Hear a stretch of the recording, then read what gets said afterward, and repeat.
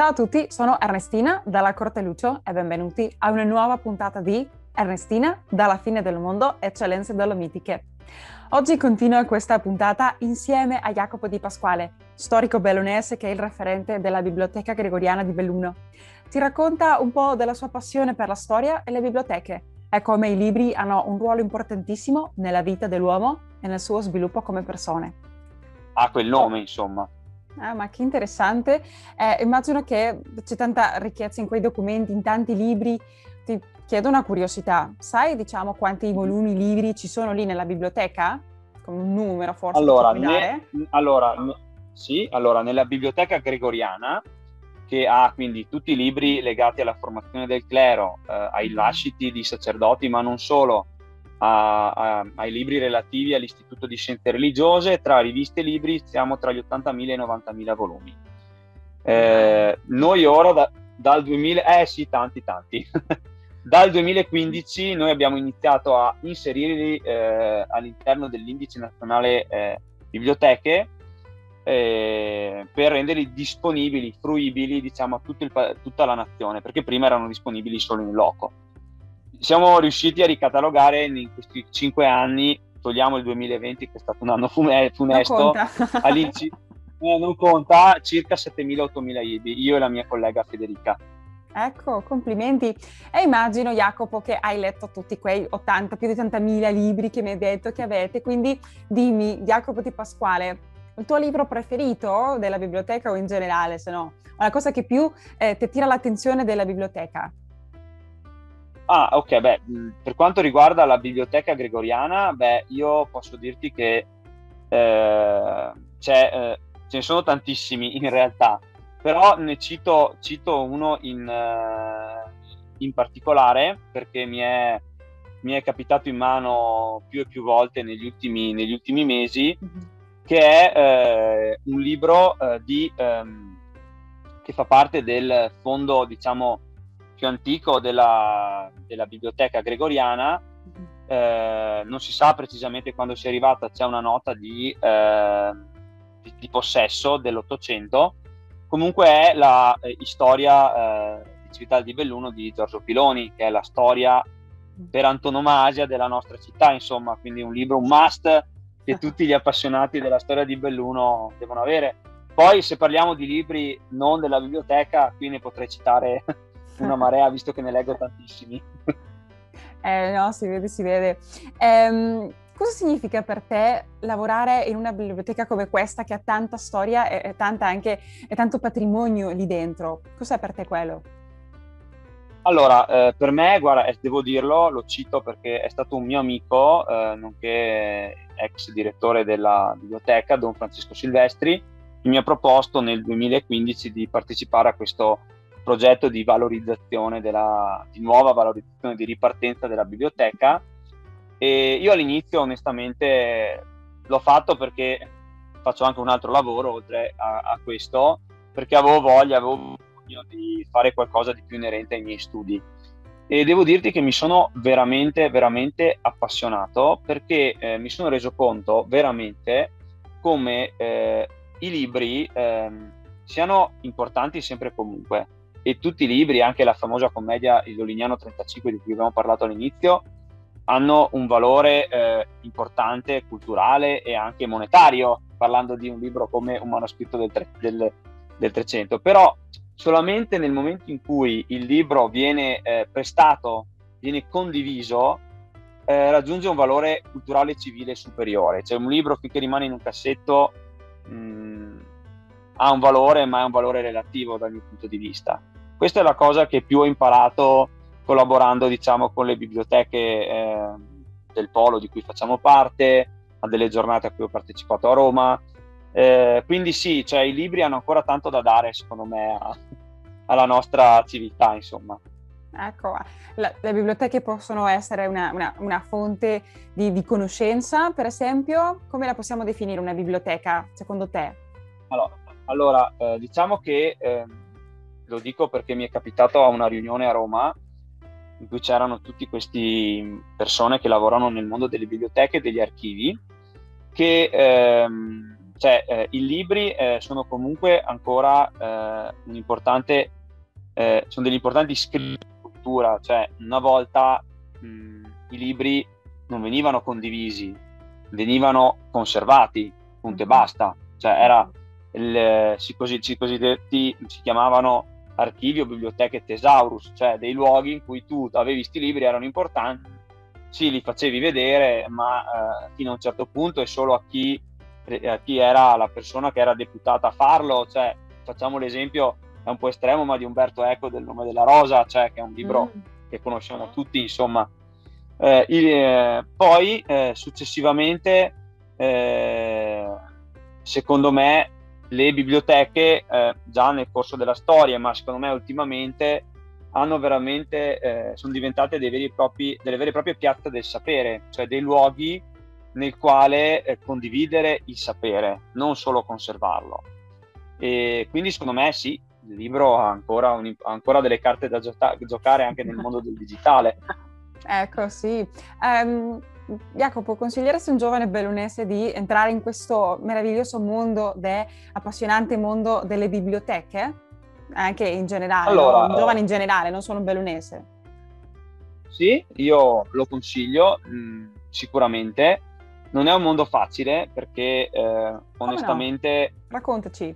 Cioè, sì, volentieri. Allora, è un mondo bellissimo. Se ti piace, io continuo a trovare, io mi occupo, come dicevo all'inizio, anche di ricerche storiche, di storia bellunese. Ogni volta che entro in biblioteca mi vengono nuove idee, nuove cose da poter sviluppare, insomma, quindi ti aiuta a tenere il cervello attivo e ti permette di essere utile alla tua città o comunque alla tua nazione. Però è un mondo molto difficile, tutto bisogna essere molto preparati, perché catalogare libri non è scrivere il titolo del libro, cioè bisogna sapere tutta una serie di leggi, prima di tutto, e bisogna sapere il linguaggio di catalogazione, che in questo momento è il Mark 21, quello più conosciuto, e bisogna studiare, insomma. Dall'altra, il mondo delle biblioteche oggi ha grossi problemi a livello economico, nel senso che si va avanti a finanziamenti che arrivano, perché questo, almeno per quanto mi riguarda, posso dirti che tra la Conferenza Episcopale Italiana, tra altre il Ministero dei Beni Culturali, soldi ne arrivano, però la progettualità è molto, diciamo, è annuale, insomma, cioè devi essere tu che ti organizzi in più anni e spesso non è facile perché non hai la certezza che l'anno successivo arrivino comunque i soldi, insomma. Faccio un esempio. Sì, sì.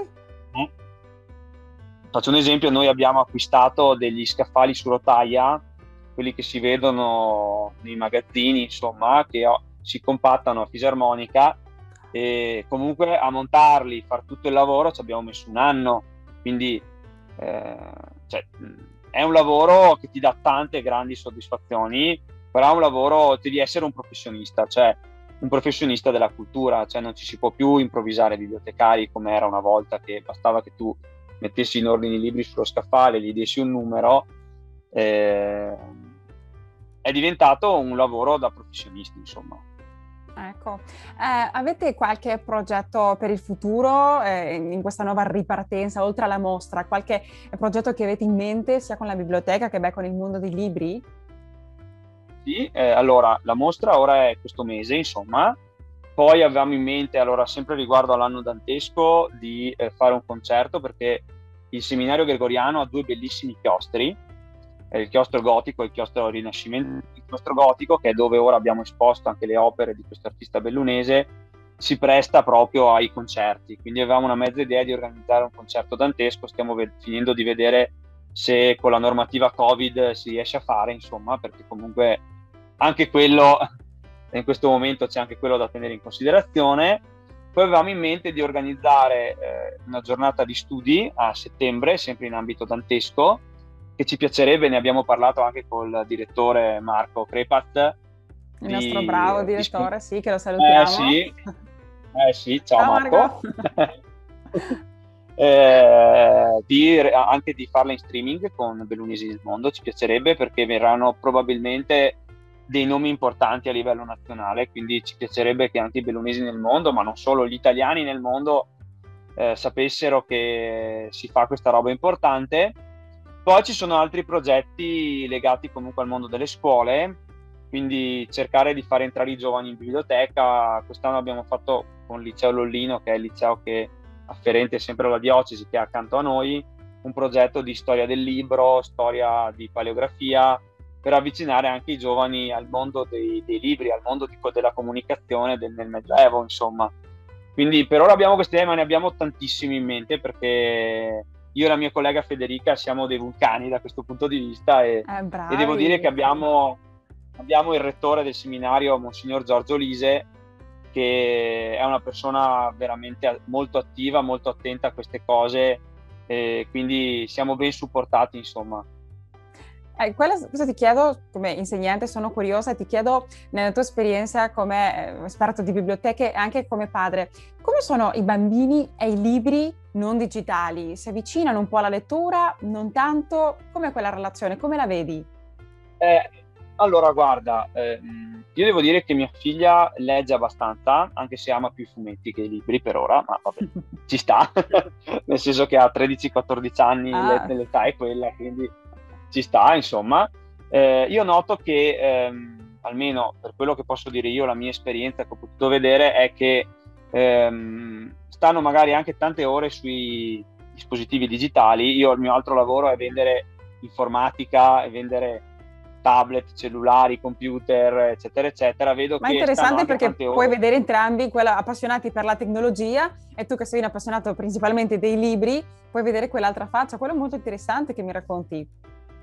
Sì, sì, guarda, devo dirti che allora vedo che sono abituati a stare anche tante ore sui dispositivi mobili, insomma, e sui libri fanno un pelo più fatica, almeno quelli che ho potuto vedere io, insomma, perché è diverso, la lettura è comunque diversa, e vedremo, secondo me è importante non mollare, nel senso che poi lo studio di determinate materie deve essere fatto per forza sul libro cartaceo ancora, perché devi sottolineare, devi prendere appunti, quindi secondo me è un momento in cui ci si gioca dal punto di vista della formazione una fetta, diciamo, del futuro del libro. È molto interessante e anche mi permetto di aggiungere che a volte si fa fatica ad avvicinarli perché sono così abituati a vedere tutto interattivo, tutto coi colori, movimento, che il libro forse rimane un po' indietro a quella moda. Qualche consiglio tu come genitori per altri genitori che ci stanno sentendo ora su Radio AVM, Voce delle Dolomiti? Ma guarda, io consiglio prima di tutto l'ho visto con mia figlia, capire che cosa la appassiona, anche in TV. Cioè, faccio un esempio stupido, perché però mi è capitato. Mia figlia è patita di Percy Jackson, che è questa saga, diciamo moderna, in cui ci sono gli dei dell'Olimpo che sono sopravvissuti, che vivono, che esistono nelle nostre città, vivono in questi mega, diciamo, palazzoni di New York, e che hanno dei figli con gli esseri umani, insomma, con la gente nel comune. E lei aveva visto il film, le era piaciuto, bello, bello. Ho detto, guarda, gli ho detto che in realtà, cioè, il film ne hanno fatti due, però la storia va avanti, cioè i film poi dal punto di vista economico non hanno reso, e quindi hanno sospeso la produzione. E allora lei si è messa a leggere, ha iniziato, e a un certo punto fa, però la storia qua è diversa dal film, qui questo personaggio lo sviluppano di più, cioè in questo modo li ha letti tutti, cioè, per dire, cioè, è un esempio carino che può secondo me aiutare, insomma, cioè unire quello a cui loro sono abituati, cercare di trovare le passioni, insomma, che li accomunano, eh, per dire, insomma. Ah sì, anche parlando di storia, tu che sei un appassionato per la storia, raccontaci come nasce, cosa rappresenta per te la storia in generale. Beh, allora, devo dirti che la mia passione per la storia nasce fin da piccolo, perché all'inizio era più l'archeologia, se proprio vogliamo dirla tutta, nel senso che ero partito di Indiana Jones, e quindi mi è piaciuto diventare come Indiana Jones, scoprire diciamo le armature, tutte queste cose da bambino, insomma, i cavalieri, la passione per il mondo, diciamo, legato più che altro all'antica Grecia, perché ho mia mamma che era molto patita del mondo antico, greco-romano, e poi il Medioevo, perché io sono sempre stato patitissimo dei cavalieri. Da lì poi, vabbè, ho fatto il liceo classico e là mi sono ancora di più appassionato al mondo medievale, perché tutti dicevano sempre i secoli bui, il Medioevo, che noia, Dio, la guerra, cioè fede, guerra e basta, insomma, non c'è altro. In realtà poi pian pianino con la passione ho veramente scoperto che il mondo medievale è un mondo interessantissimo, un mondo pieno di innovazioni, cioè, pensiamo agli occhiali, cioè gli occhiali si sono stati inventati nel Medioevo, oppure pensiamo, noi diciamo sempre il Medioevo, i secoli bui, ma pensiamo ad alcuni posti bellissimi che abbiamo qui in Italia, l'ho detto anche in un'altra intervista, ma Palermo, c'è il Duomo di Monreale, c'è altri posti dal punto di vista architettonico eccezionali, il Duomo di Milano, alcuni palazzi di Venezia, o anche alcune abbazie stupende come Fossanova in Basso Lazio, che sono luminosissime, o anche gli stessi affreschi di Giotto ad Assisi. Cioè è un mondo colorato, è un mondo luminoso, cioè è un mondo in cui c'era una ricerca diciamo dell'assoluto eccezionale, che ha creato dei personaggi eccezionali. Cioè io cito San Tommaso, per dire, o anche alcuni personaggi come San Francesco, Dante, o anche uomini di politica importantissimi, cioè come lo stesso Federico II l'imperatore Federico II di Svevia. Cioè è un mondo in cui veramente la ricerca non si era fermata, cioè non è che il mondo classico, poi il buio e poi il Rinascimento. È un mondo bellissimo che a me ha sempre appassionato. Infatti io sono laureato in storia medievale e poi dopo, finita l'università, tornando a Belluno, insomma, mi sono appassionato alla storia di Belluno, perché è una storia spesso non conosciuta, soprattutto la storia medievale bellunese. Si parte un po' dall'arrivo di Venezia in poi. Il mondo medievale, forse a causa delle poche fonti, è un po', tra virgolette, bistrattato, però in realtà è pieno di cose interessantissime. Ho fatto dei corsi a un liceo qui a Belluno e la gente è rimasta stupita di quante cose ci sono interessanti in città. Io parto sempre da lì, per tutti i bellunesi nel mondo che sono venuti anche a Belluno, dico sempre ai ragazzi giovani: ma per voi qual è la piazza più importante di Belluno? E tutti dicono Piazza dei Martiri, no? Piazza dei Martiri perché è la piazza dove ora ci sono tutti i bar, c'è l'Easton, è la piazza della movida bellunese, insomma, no? In realtà, si guardate che in realtà, cioè, la piazza più importante a Belluno era un'altra prima nel Medioevo, era Piazza Duomo. C'è il Duomo, c'è la Palazzo dei Rettori, c'è l'antico, ora non c'è più, ma l'antico palazzo, diciamo, della comunità di Belluno, c'era il Palazzo Vescovile. Cioè ora ha molta meno importanza dal punto di vista sociale, perché non ha punti di aggregazione, però dal punto di vista politico e anche storico è una chicca eccezionale. Io ho un amico di Bolzano a cui ho fatto una conferenza, lui quando l'ha vista ha detto: mamma mia, che posto bellissimo, insomma. Quindi devo dire che la mia passione per la storia si è evoluta nel tempo e ora diciamo che ci sta spostando più sull'idea di valorizzare quello che abbiamo, perché spesso non è conosciuto neanche dagli stessi bellunesi, insomma. Quello è un aspetto molto interessante, ti auguro anche di poter di farlo. E ti chiedo, già che siamo qui, una curiosità della storia bellunese che vuoi condividere con noi, qualsiasi cosa che sempre ti ha tirato l'attenzione, che non conoscevi? Sì, lo dico perché è una cosa che sanno solo proprio i medievisti, ma è interessante. Allora, noi siamo abituati... Jacopo ha ancora tanto da raccontare, allora ti aspettiamo sabato prossimo per una nuova puntata di Ernestina, dalla fine del mondo, eccellenze dolomitiche. Intanto io vi saluto da qui, dalla fine del mondo. Arrivederci amici, e come dice il nostro motto, vicini e lontani, mai soli. Ringraziamo Ignazio dalla Corte Lucio per la musica e il montaggio.